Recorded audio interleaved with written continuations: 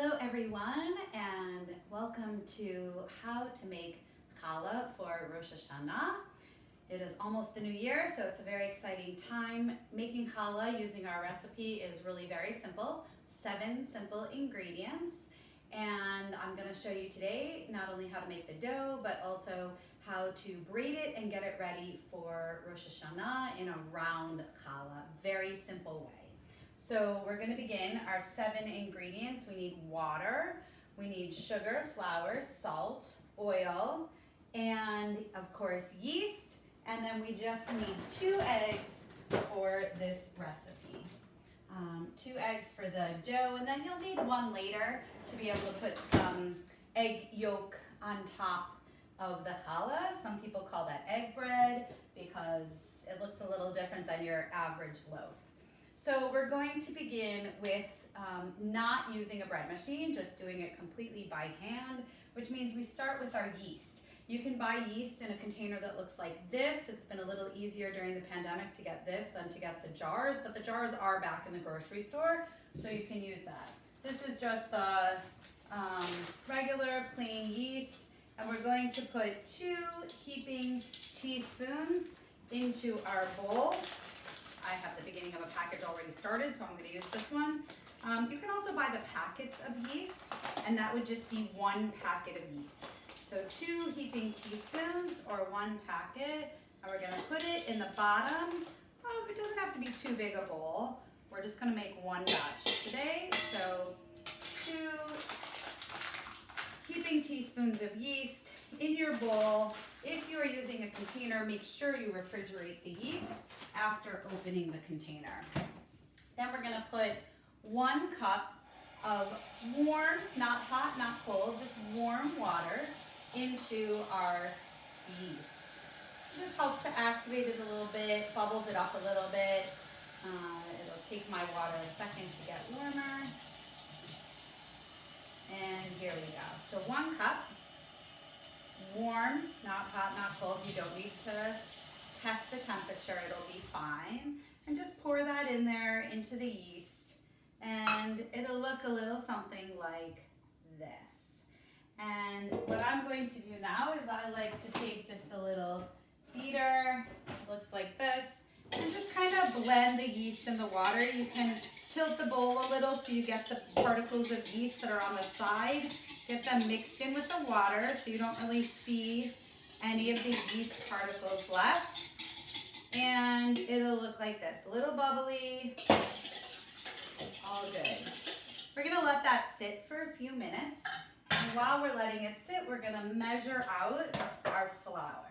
So this is just regular flour, and we're gonna do 4 cups of flour. I know this is a liquid measure, but it doesn't have to be precise, so I tend to use this one. It's just a little easier. So we measure out our 4 cups of flour, and we crack our eggs into a little bowl, 2 eggs, and we're gonna add to the 2 eggs a 1/2 cup of oil. So just do 1/2 cup of oil. I'll put this recipe, no worries, in the comments so you can have it in the video. So we've got our egg and our oil in 1 bowl. We've got our flour ready to go, and then our salt and sugar. So the sugar is, I like to use just under a 1/2 cup. So this is my 1/2 cup measuring, and I don't quite top it off. So that's ready to go. And my salt is right here with the 1 teaspoon. Make sure that there's no particles left from the yeast, because salt does activate yeast. So we're gonna have that ready to go. And after about 5 minutes, we're ready to put our flour in. So we're gonna take our 4 cups of flour, and we're just going to very easily pour it over the liquid to cover the liquid. So we're gonna cover it up so that it looks kind of like that. And then we're going to pour our oil and eggs, which of course will break the flour up a little bit. And then we're going to put our sugar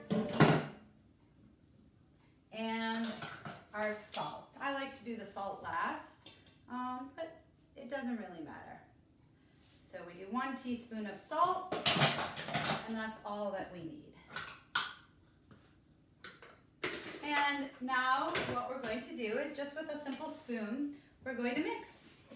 And you're gonna break up the eggs. You don't have to break the eggs before you put it in the bowl. So you're gonna break up the eggs while you're mixing with your spoon. Again, I always count the 7 ingredients, make sure that you got them all in there. So we had yeast and water, and then we had the flour is 3, and the eggs and the oil is 5, and the salt and the sugar. So you mix it all up. And then once it starts to become a little put together like this, hopefully you can see, I'm gonna actually grab a pair of gloves. If you don't have plastic gloves, then you're welcome to just make sure your hands are well washed. I find that the gloves work well at this point. So I'm gonna put some gloves on, and I'm gonna switch to doing this by hand. So I'm gonna get the dough off my spoon, no reason to waste it. And I'm just gonna push down the dough. The way I like to do it is a quarter at a time. So I push down, I turn the bowl a quarter of the way around. I push it down and turn it a quarter of the way around. So I'm just kneading my dough right now. If it's sticky on the bottom, you want to keep your flour handy. And if the bottom is sticky, you just kind of lift the dough up and put a little bit of flour underneath the dough. And that'll keep it from sticking, and you'll be able to just knead the dough. Again, I turn the bowl a quarter of the way around and just knead the dough into itself. Hopefully you can see this, like this, and then like that. So I literally have a nice ball of dough, and I turn it like this.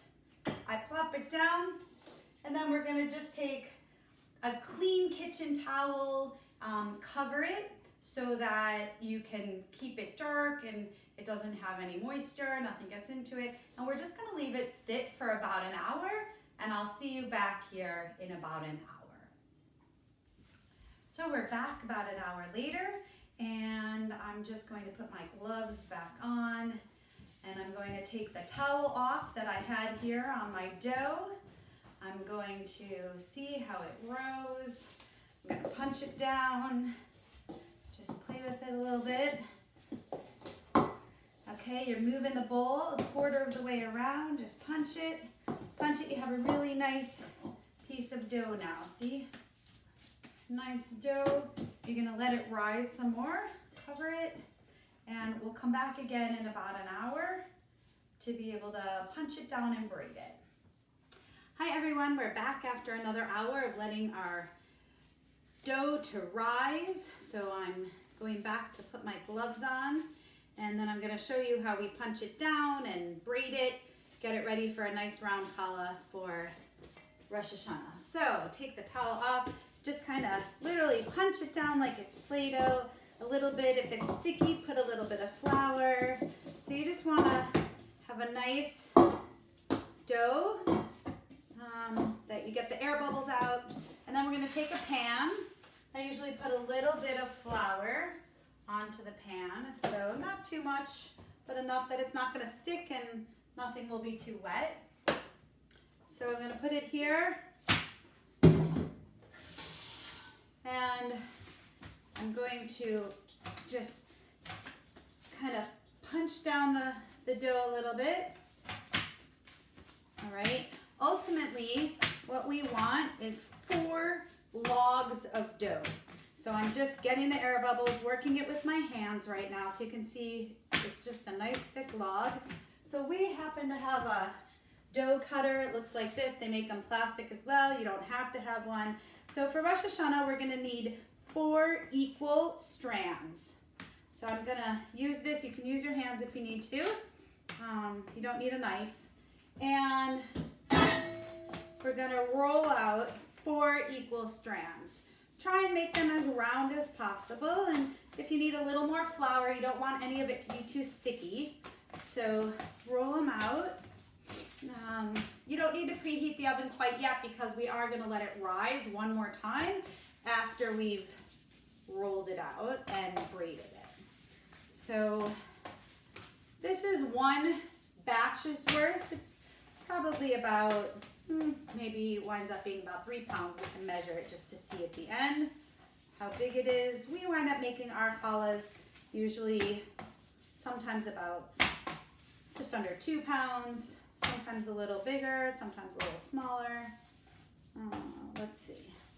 So we've got 4 strands again that we're making. And here we go. All right, so 4 equal ones. I do like using the gloves for this part because it does make it nice. I like to have the strands kind of stretched out, but not, you want to keep them pretty consistent in terms of the size. All right, so you've got your 4 strands. What you're gonna do is you're going to do 2 strands vertically and 2 strands horizontally. And you're going to lift one up and then tuck it under, and you're going to do the opposite on the other side. So if you work with, if you do crafting, then you can see it's the cross over and under stitch, looks like this. And then what you're gonna do is I always like to have it what's facing me, so I have a way to start. So you can see it's facing me. I'm gonna take the one that's under. Okay, so you've got an under and an over. So the one that's under moves over the strand, and then you work your way around the circle. So the one under moves over, the one under moves over, and the one under moves over. And you can tighten it up a little bit, and they should be back to having pairs. So it's gonna look like that, all right? So within each pair, again, you're gonna start with the one that's under and you're gonna cross it over. Within each pair, you're crossing. So 4 times, and again, they're each back to having pairs. So you're looking like this. And we're gonna do it again. Okay. All right, so you get it down to this. And then what you're gonna do is you're gonna stretch them to kind of pinch the 2 ends together and tuck it under. So you're gonna stretch them to pinch the 2 ends together and tuck it under. All right.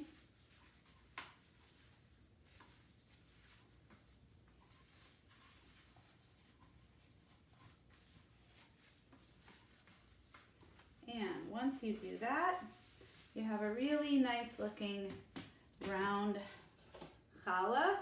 We're gonna let it rise one more time, cover it.